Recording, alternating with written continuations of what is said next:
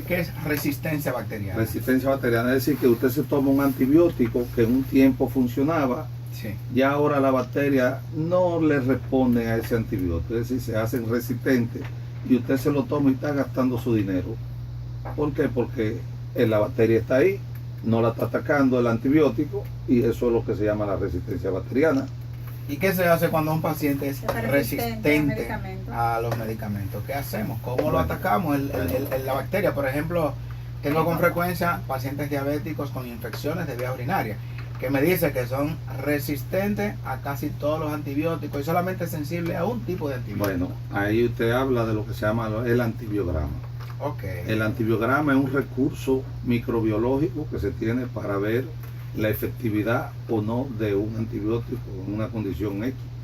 Entonces usted tiene un antibiograma y eso te va a decir la sensibilidad, si es baja, intermedia o alta que tiene el medicamento.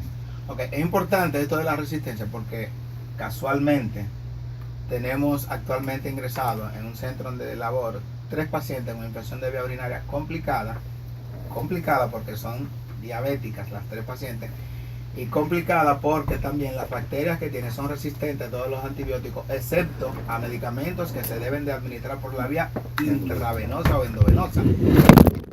Entonces, nos complica el cuadro. Porque, ¿qué se hace entonces en este caso? El problema es que la gran mayoría, por ejemplo, tú que trabajas el área de las vías urinarias, nefrología y esto, nosotros usamos mucho los antibióticos. Sí. Por ejemplo, las quinolonas. En un tiempo era el trimetoprim sulfa, los betalactámicos se utilizaban bastante en los tiempos. Modernamente las quinolonas se han popularizado tanto que la venden hasta en la esquina. Dame una Cipro. Entonces, las personas toman esos medicamentos sin un antibiograma y las bacterias que atacan generalmente la vía urinaria son los Escherichia coli. Correcto. Por su conexión con el intestino, la cercanía. Correcto. Eso conlleva a que esa bacteria ha hecho resistencia a esos antibióticos y por eso te ven que hay una alta tasa de resistencia bacteriana. Claro, no, y el problema de este tipo de pacientes es que hay que tratarle completo su infección de vía urinaria por 2 semanas, el paciente ingresado. Entonces, ¿qué ocurre? Muchas veces, como tenemos pacientes, la mayoría ya que son asegurados, el seguro a veces no te reconoce que ese paciente tú tengas que darlo ingresado interno por una infección de vía urinaria por 2 semanas. Entonces ahí vienen los problemas. O sea, todo esto ocurre debido al mal uso, al uso inadecuado de los antibióticos. Y generalmente en pacientes con comorbilidades, como usted decía, doctor Correcto. Polanco, que generalmente los pacientes diabéticos son pacientes inmunosuprimidos, donde también la flora bacteriana cambia y los antibióticos que hay que usar son de otra magnitud. Bien, en el caso de la gripe, sí, la gripe, por ejemplo, usted ve que todos los vecinos te indican antibióticos. No, una gripe. Incluso he visto hasta médicos que para una simple gripe están indicando antibióticos, pero generalmente, popularmente, las personas lo compran en la farmacia. ¿Qué implicaciones podría tener? Fíjate, los antibióticos para los procesos respiratorios de vía aérea superior, generalmente el 85% son producidas por virus. Generalmente es tan tal que la faringomidalitis muchas veces son virales. Exacto. Y abusamos de los antibióticos. Cuando vienen a ver te ponen una penicilina benzatínica o una acitromicina, un macrólido, sí, o una amoxicilina, es decir, y la gripe dura 3 a 4 días, el malestar de la gripe. Eso es autolimitado. Así que la gripe lo que hay que manejarla es con buena hidratación, sintomáticamente, analgésicos, si hay fiebre, tipo acetaminofén, melurina, lo que se prescriba, y líquido. Okay. El agua es el mejor fluidificante que hay, el mucolítico del agua.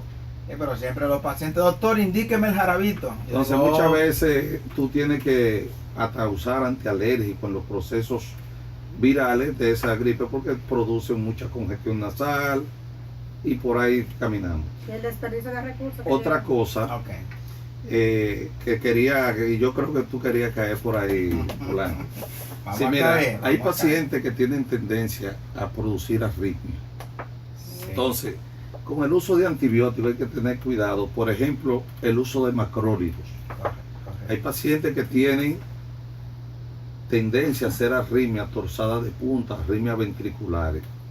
Entonces, muchas veces abusan con el uso de la citromicina, Eso, macrólido, la citromicina, la eritromicina, la claritromicina. Todos. Y eso muchas veces tienen efecto a nivel cardíaco, produciendo lo que se llama un QT prolongado, que son premonitoras de arritmia ventricular. Entonces, hay que tener cuidado y muchas veces, como es un medicamento que no produce mucha alergia, como las penicilinas, se utiliza mucho en la faringomidalitis, en los mismos procesos respiratorios. Hay que tener cuidado porque hay pacientes que pueden predisponer a producir síndrome del QT prolongado y hacer arritmia con esos medicamentos. Entonces, los antibióticos hay que tener cuidado.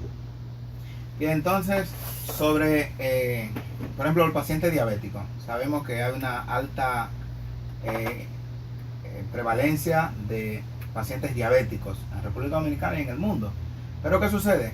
El diabético, generalmente muchos diabéticos cuando se le hace el diagnóstico de diabetes, tienen vergüenza o no quieren ir al médico, utilizan medicamentos naturales, pero muchas veces también encontramos que el vecino, porque usa un tipo de pastilla, se la indica al otro, o le indica insulina, porque yo he visto vecinos que le han indicado insulina a otro. ¿Qué implicaciones podría tener esto? Sí, fíjate, generalmente los pacientes diabéticos son unos pacientes complicados. Ojo con eso, la diabetes no es cualquier La tipo de diabetes es una enfermedad que para mí es una de las peores enfermedades que pueden existir. ¿Por qué? Porque es una enfermedad eminentemente vascular. Sí. Y el buen control de la diabetes te va a retrasar las complicaciones que te puede producir la diabetes, que generalmente sabemos, la diabetes es la principal causa de ceguera a nivel mundial, la segunda causa de falla de insuficiencia renal. Ya la pusieron en la primera. Está en la primera, Sí. porque una epidemia de diabetes. Correcto. Antes era la segunda, ahora está Exacto, en está la en la primera. causa de falla cardíaca, infarto agudo de miocardio, Sí. accidentes cerebrovasculares, trombosis de miembros inferiores. Eso es lo que produce la diabetes. Correcto. Daña el hígado también, para que muchos sepan que también la diabetes produce hepatopatía crónica. Sí, la diabetes complica todos los órganos. La mayoría de amputados que ustedes ven en la calle no es por accidentes de tránsito, a pesar de que estamos en República Dominicana. Es por insuficiencia vascular secundaria a la diabetes.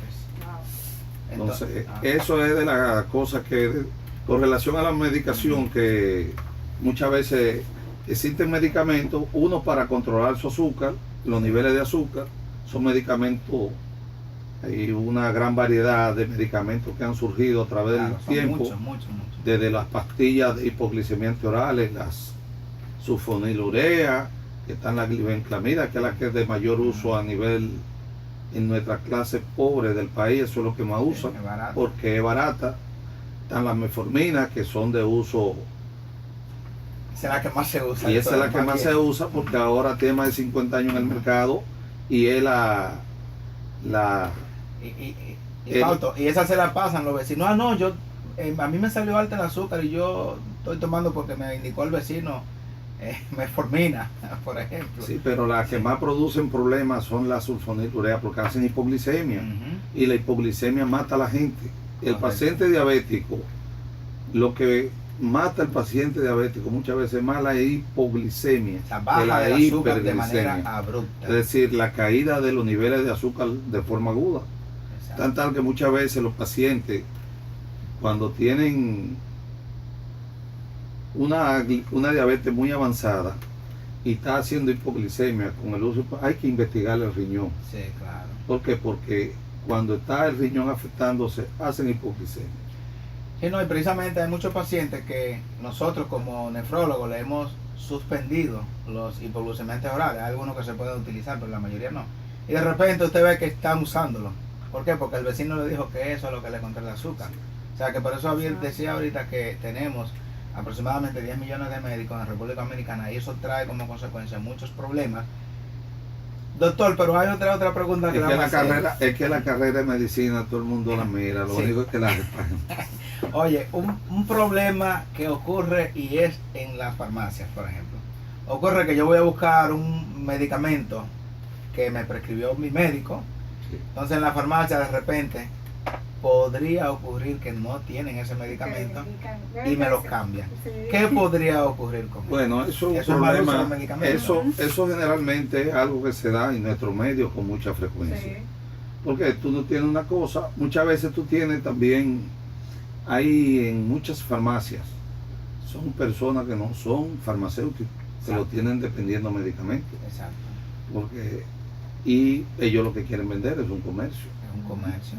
Entonces, si yo no tengo tómate este. Claro. Pero muchas veces hay farmacias que tienen la ética de por lo menos no tienen un producto y llaman al médico. Exactamente. Que eso es muy loable porque ellos no quieren perder el cliente. A veces, porque el flujo de farmacias se produce en la medida de la demanda. Claro. Ellos van pidiendo y cuando no llega mucho pedido de un producto, ellos no lo piden. Cuando llega el momento, pero yo tengo... Por eso es importante cuando tienen el componente, el nombre genérico del producto y el comercial. Sí. Que muchas veces son moléculas o son nombres intercambiables que se pueden intercambiar. Si, como les decía inicialmente Aris, un problema de los genéricos es que muchas veces se cambian los productos. Correcto, doctor. Ari me quiere quitar la palabra, pero no quiero que se me olvide esto. Profesor, esa es cosa que tenemos más preguntas, doctor. No, con respecto a la conservación, no, porque lo que pasa es que como médico a uno le pasan muchas... Sus amigos de actualidad médica de las redes sociales. Bueno, que estén atentos, que pueden hacer la pregunta exactamente en las redes sociales. Por ejemplo, nosotros tenemos el caso, yo el otro día tuve una paciente que todo el tiempo la glicemia alta, y estaba usando insulina, ¿verdad? Pero ¿qué sucede? Ella tenía la insulina en un bolsillo. Mira doctor, yo tengo mi insulina, mire que me la estoy poniendo. ¿Qué complicaciones puede tener la no conservación, por ejemplo, cadena de frío? Hay veces que yo, los mismos médicos que tienen un reguero de medicamentos en un carro, en el vehículo, a esa temperatura altísima que en el carro se multiplica por mucho. Y en realidad... ¿Tiene un medicamento que sirve? ¿Sirve ese medicamento? Bueno, eso le comenté a Ari al inicio, antes de usted llegar, que generalmente la cadena de frío y la temperatura tienen mucho que ver con la estabilidad de la molécula. Sí. Igual la humedad, el calor. Okay. Por eso muchas veces ustedes ven que generalmente en el prospecto que traen los medicamentos dice almacenar a tantos grados. Exactamente, generalmente por debajo de 25 grados, de 30 generalmente grados. En el refrigerador guardar. Hay algunos por debajo de 8 grados. Y evitarle también muchas veces la humedad. Por eso muchas veces ustedes ven, cuando vean un producto, viene forrado de aluminio, en aluminio. Generalmente eso era para conservarle la luz. Exacto. Y la humedad. Sí, pero eso es importante. A veces muchos pacientes me solicitan un medicamento y yo le digo, ¿qué día voy a verte? ¿Pero por qué? Téngalo en el carro. No, es que no puedo tener ese medicamento en el vehículo 3, 4 días porque ese vehículo, bajo el sol, ese vehículo, la temperatura adentro va a estar por encima de 30 grados. Entonces sucede que al paciente no le estoy dando absolutamente nada. Sí. Y eso ocurre con muchos de nuestros colegas que yo le digo, mira, no tengas ese medicamento en el vehículo que no tienes absolutamente nada. Si tú no se lo vas a regalar al paciente ese día, pues quédate con él en tu casa, en tu consultorio, porque no le estás dando nada. O sea, le estás dando el efecto placebo que hace todo medicamento. Exactamente. Bien. Señores, el uso excesivo, insuficiente o indebido de las medicinas tiene efectos nocivos para la salud, y aquí tenemos un experto en la materia que es el doctor Fausto Hiraldo Zavala, y estamos hablando del uso inadecuado de los medicamentos. Anímese, aún tiene tiempo, llámanos aquí a cabina 809-531-1701, 809-531-5508 y desde el interior sin cargos 1-809-200-3141 y 1-809-200-5508. La gente de Cotuí, que llamen ya, y de San Francisco de Macorís, de Ondovalle, de Elías Piña. De todas partes, ¿sabes? Que nos llaman de Constanza, de todas partes nos llaman de Bonao, nuestra gente que quiere Santo Domingo. Nuestro señor director nos informa que tenemos que irnos a una breve pausa, pero ya regresamos. Blanco. Vámonos a Aine a hablar de eso. Sí, Aine, yo tengo Aine. A entrarle un toquecito ahí. Sí. Y un poquito, yo sé que tú hablaste de lo antihipertensivo, pero No, vamos a hablar de ellos también. el atenolol.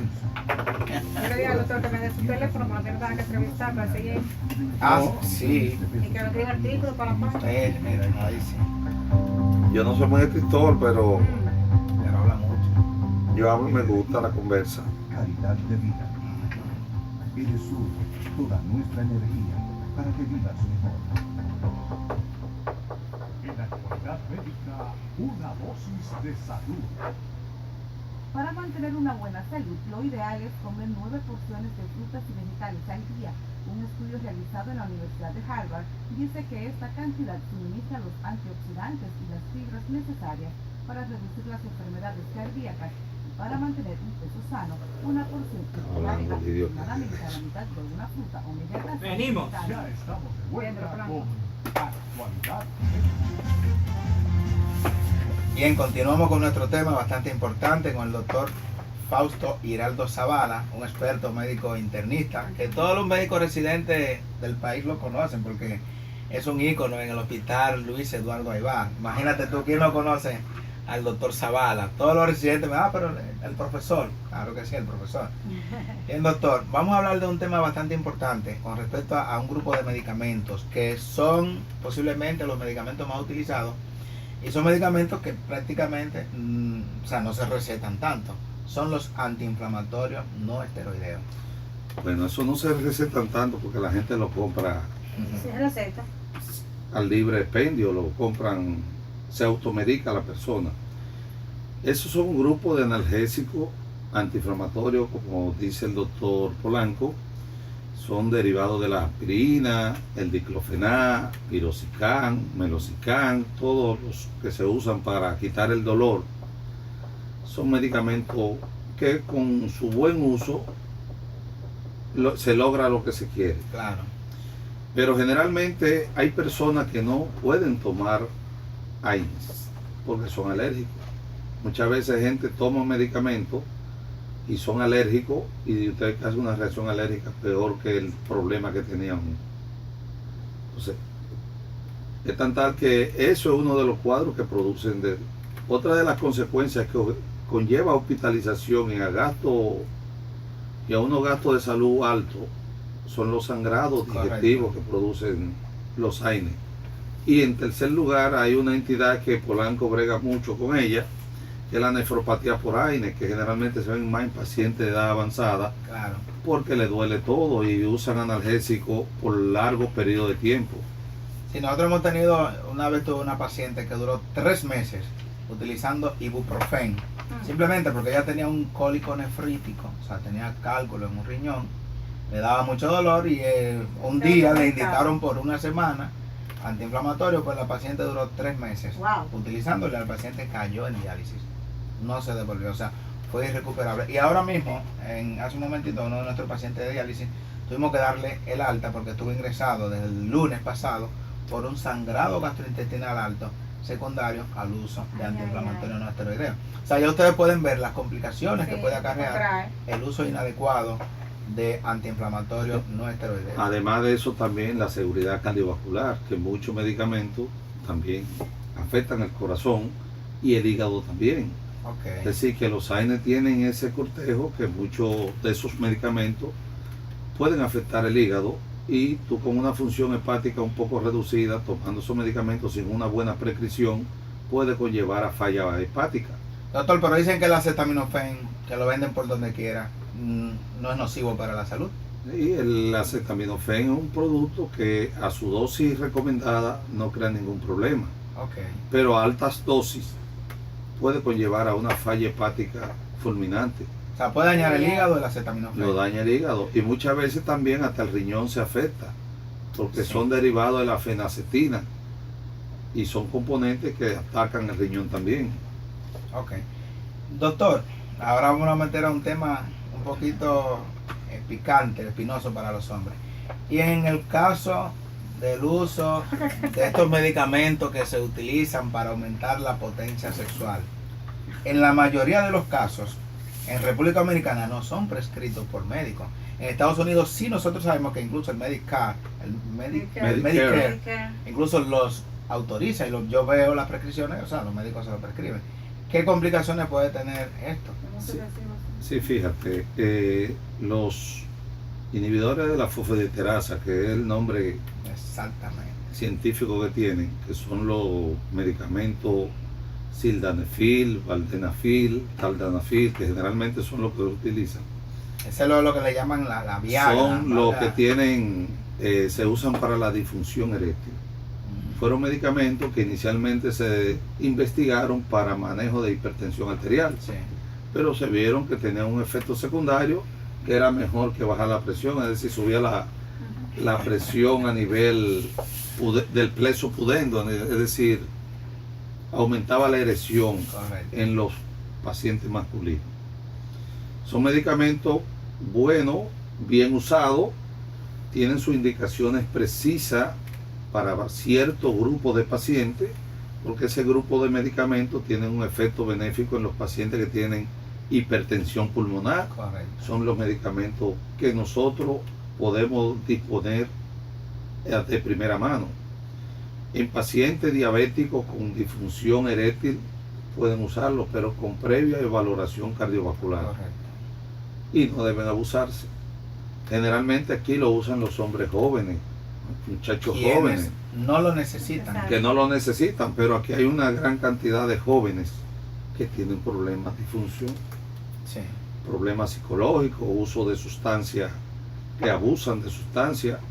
El alcohol es una causa de impotencia sexual, de impotencia, Correcto. y aquí se abusa.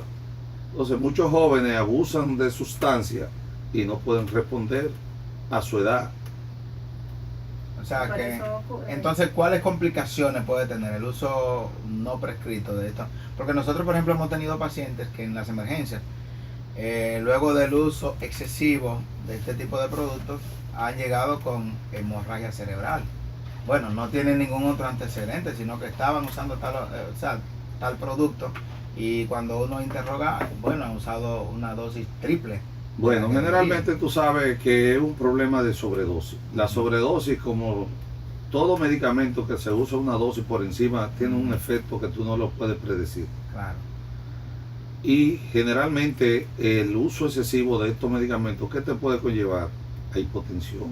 Claro. La hipotensión te puede llevar a un infarto cardíaco. Yo el día pasado tuve un paciente con una hipotensión, con síntomas que casi y bloqueado, que me preocupa. Pero le hizo una sinergia de dos componentes. Ujú. Ese es el problema también, una mala combinación de Una productos. combinación que eso es otra cosa. Sí, hay medicamentos que interaccionan uno con otro y uno potencializa el efecto de otro y muchas veces anula el efecto del que se quiere. Ok. Eso es lo que se llama interacción medicamentosa.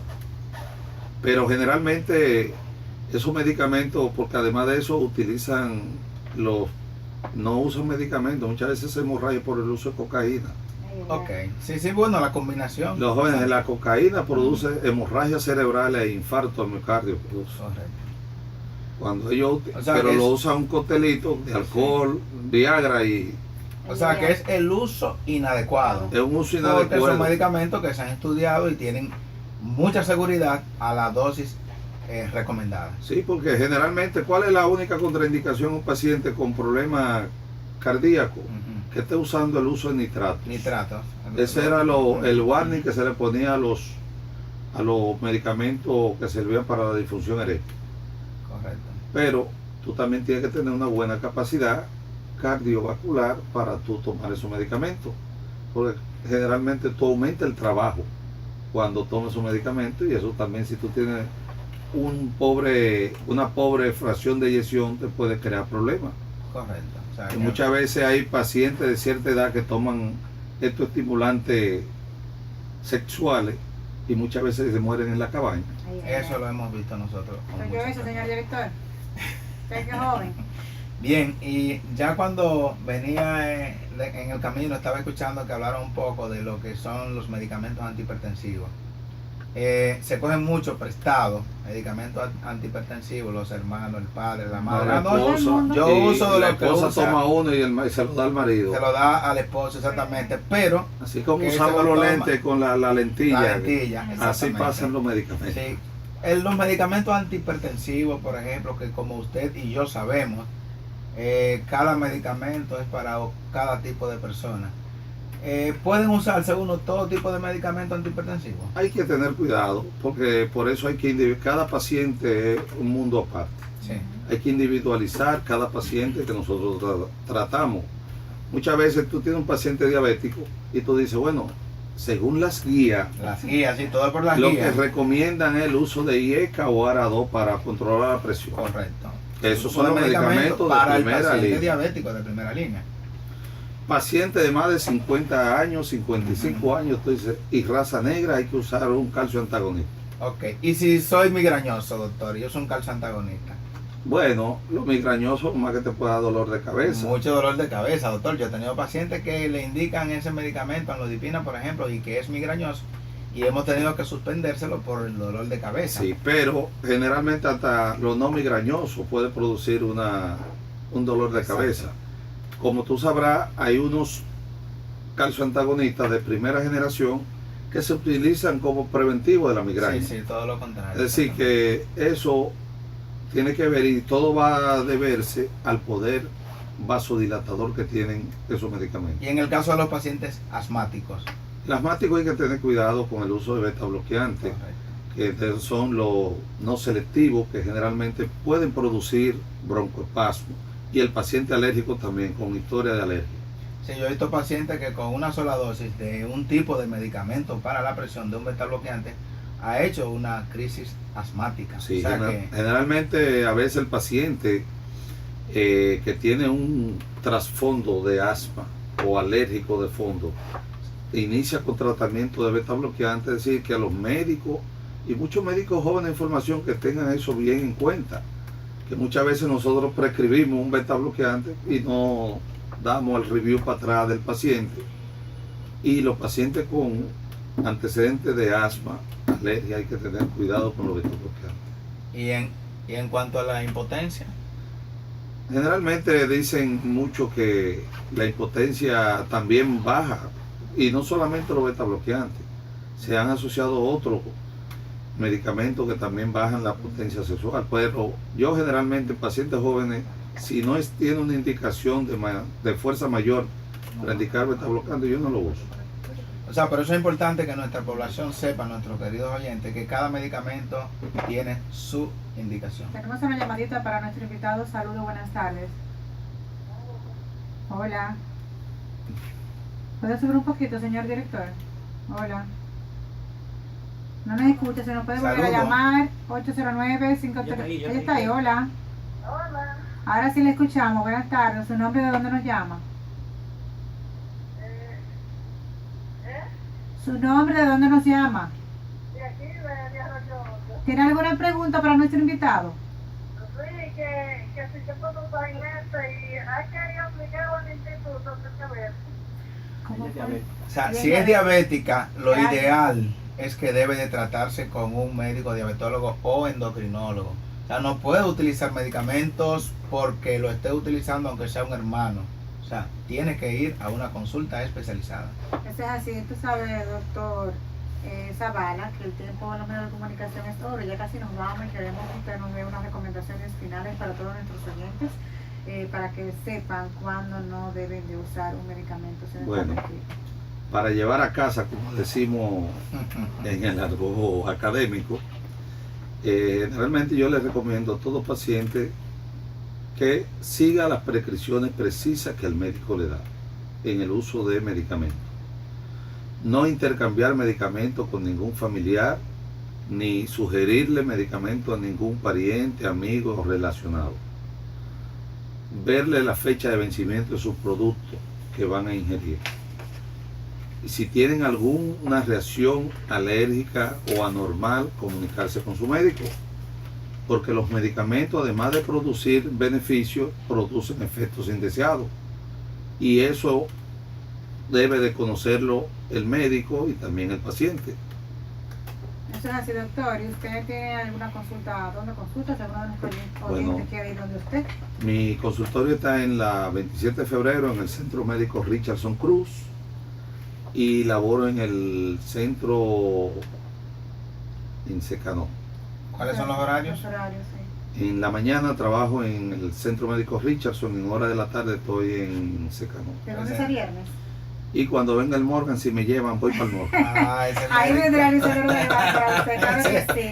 Pues muchísimas gracias por venir. Este programa es suyo y cuando guste, pues puede venir cuando quiera. Gracias por la invitación, Ari, Alfredo. Bueno. Me pueden volver a invitar. Claro Me que gustó sí. el ambiente. No, Claro no, que tenemos- sí. vamos a tener otro programa Claro que sí. similar con el doctor Zavala. Eso es así, recordarle a todos ustedes que Actualidad Médica llega gracias a True Care Global Medical Service, Urología Láser Avanzada, Dr. Pablo Mateo, a la Fundación Dominicana de Derecho Médico y Medicina Legal, al Centro de Diálisis del Caribe, a Edesur, AdMedical, Solución Informática de Gestión Clínica, y usted puede entrar a nuestro portal web www.actualidadmedica.com.do, que ahí están todas las informaciones de nuestros patrocinadores. Agradecerles a la gente de Facebook que siempre están con nosotros ahí y recordarles que siempre pues, visiten el portal web para que se mantengan informados. Doctor Polanco. Bueno, hasta el próximo sábado donde tendremos otro espacio similar con siempre noticias de actualidad médica.